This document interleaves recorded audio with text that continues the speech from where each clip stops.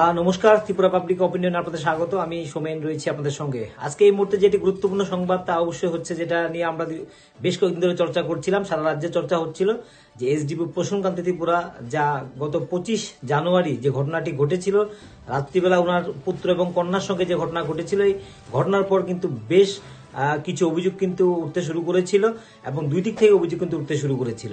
এই অভিযোগের পর কিন্তু আমরা বারবার একটা যে বিষয়টি তুলে ধরার চেষ্টা করেছিলাম, যে এসডিপি প্রসূনকান্তি ত্রিপুরা, যিনি দীর্ঘদিন সাধারণ পুলিশ প্রশাসনে ছিলেন, পুলিশ প্রশাসন থেকে তিনি টিএসআর ছিলেন এবং তার পরবর্তীতে তিনি তেলিয়ামুড়াতে ভালো দায়িত্ব পালন করেছেন। তারপর আমতলীতে মাত্র 1 মাস হয়েছে তিনি আমতলীতে এসে তিনি বদলি হয়ে দায়িত্ব নিয়েছেন। কিন্তু এর মধ্য থেকেই গত 25 জানুয়ারি ঘটনাকে কেন্দ্র করে কিন্তু প্রশ্ন উঠতে শুরু করেছে, যে অভিযোগ উঠতে শুরু করেছে ওনার বিরুদ্ধে, এবং তিনিও কিন্তু বলতে চেয়েছিলেন যে তিনি যে কাজকর্ম করছিলেন যেটা অনেকের হয়তো সহ্য হচ্ছে না, এবং ওনাকে ওনার পরিবারের এই সমস্যাটাকে হাতিয়ার করে ওনাকে এখান থেকে সরানোর জন্য কিন্তু একটা চক্র উঠে পড়ে লেগেছে, এবং অবশেষে এটাই কিন্তু সত্যি হলো।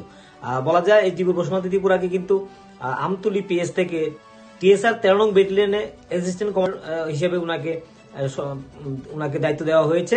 এই মুহূর্তে তিনি টিএসআর এর দায়িত্ব পালন করবেন 13 নং ব্যাটালিয়নে তিনি, এবং তিনি যে কথা বলতেন যে বন্যেরা বনে সুন্দর, শিশুরা মাতৃকুরে। তো বলা যায় বন্যেরা বনে সুন্দর পুনরায় আবার বনে চলে গেছেন, এবং সেখানে গিয়ে হয়তো উনি ওনার কাজটাকে স্বাধীনভাবে করতে পারবেন, এবং একটা স্বস্তি নিঃশ্বাস তিনি হয়তো ফেলছেন এই মুহূর্তে। অনেকে বদলিটাকে শাস্তিমূলক বদলি বললেও তিনি হয়তো সেটাকে শাস্তিমূলক বলতে চাইবেন না, এই জন্য যে তিনি ওনার সেই বনেই তিনি ফিরে যাচ্ছেন। এটা বলা যায় শহরের যে কোলাহল, যে প্রশাসনিক যে একটা কুটকাচালি, সেখান থেকে তিনি হয়তো এই দফায় নিস্তার পেতে চলেছেন বলা যায়, এবং তিনি স্বাধীনভাবে কাজ করবেন এটা মনে করা যেতেই পারে।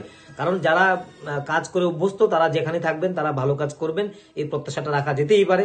তবে ওনার পরিবারকে বিপাকে ফেলে এই ঘোলা জলে কিন্তু মাছ শিকার করা হলো বলা যায়। এই সুযোগে একটা বুদ্ধির বেশ কয়েকজন আধিকারিকের একটা টিসিএস টিপিএস স্তরের বুদ্ধির একটা নথি বেরিয়েছে, বিজ্ঞপ্তি বেরিয়েছে।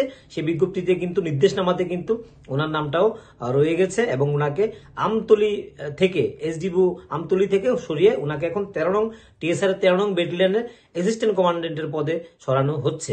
তো এটা হচ্ছে এই মুহূর্তের খবর, এবং আমরা অবশ্যই এই বিষয়টির দিকে নজর রাখছি। থাকুন আমাদের সঙ্গে।